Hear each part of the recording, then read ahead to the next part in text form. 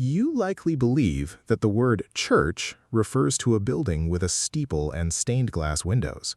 You have been told your whole life that church is a place you go to on Sunday morning. The original text of the Bible proves that this is entirely wrong. The word church actually meant something so radical and so political that it terrified the kings and rulers of the ancient world. By the end of this video, you will realize why the translators of your Bible deliberately hid the original meaning of this word. You will see that the true purpose of the church was never about religion. It was about a complete takeover of how human society functions. For centuries, cultural tradition and religious art have given you the image of a quiet and holy sanctuary. You expect a building when you hear the word church. This is the cultural myth that has shaped your understanding of faith. But if you look at the history of the text, a massive contradiction emerges. The Bible is a collection of 66 documents written by many different authors over a vast period of time. These authors lived through the rise and fall of the Assyrian Empire and the domination of Rome. They did not have church buildings as we know them today.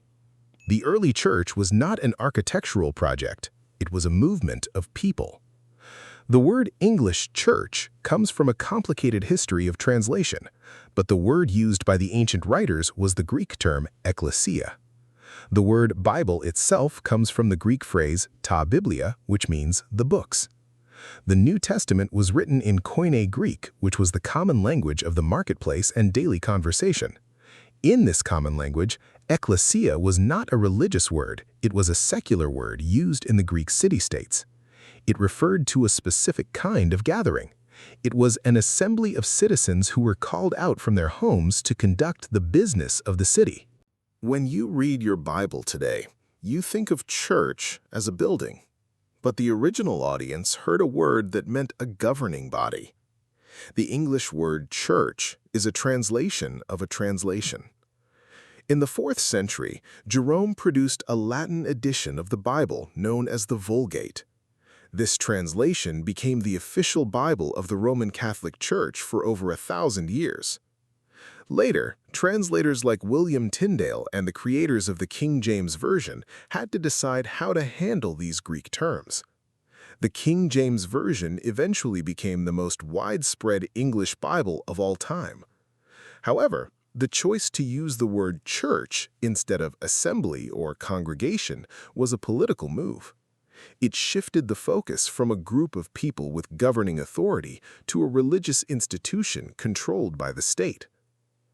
To understand why this matters, you have to look at the historical world where these texts were born.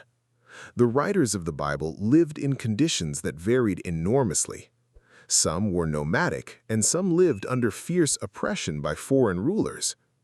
In the ancient Greek world, an ecclesia was a gathering where every citizen had a voice and a vote. It was a place where laws were made and justice was debated. The prophets of the Hebrew Bible had already set a pattern for this by admonishing people to practice justice and social responsibility. They criticized the unethical behavior of elites and rulers. When the New Testament writers chose the word Ecclesia, they were claiming that the followers of Jesus were the new governing assembly of the world. This was a direct assault on the power of the Roman emperor. If you were a Christian in the 1st century, your allegiance was to a different ecclesia. You were part of a group that was called out from the existing systems of power. This is why the early church faced such intense opposition. They were not just starting a new religion, they were starting a new way of being human. The Bible teaches that faith is the substance of things hoped for and the evidence of things not seen. This faith was not meant to be private. It was meant to be the foundation of a new society. The scriptures give us guidance on how this assembly should function. The book of James tells us that faith by itself, if it is not accompanied by action, is dead. It asks what good it is if someone claims to have faith but does nothing about the physical needs of a brother or sister without clothes or food. This is the practical work of Ecclesia. It is a body of people who act justly, love mercy, and walk humbly with God. This is not the description of a building. This is the description of a community in motion. This leads us to a massive cosmic pivot. The Bible is not just a book of rules. It is a repository of writings that were shaped by two major religions. It provides insight into the development of human thought. The New Testament writers took the inspiration of the Old Testament for granted. They believed that all Scripture is breathed out by God and profitable for teaching and training in righteousness. They saw the Ecclesia as the fulfillment of God's plan to restore justice to the earth. When Paul wrote his epistles to individual church groups, he was writing to these local assemblies. He wanted them to stand firm in the faith and be courageous and strong. He reminded them that they could do all things through the one who gives them strength. This strength was necessary because Ekklesia was meant to be countercultural. It was a gathering of the weak and humble that God chose to confound the mighty.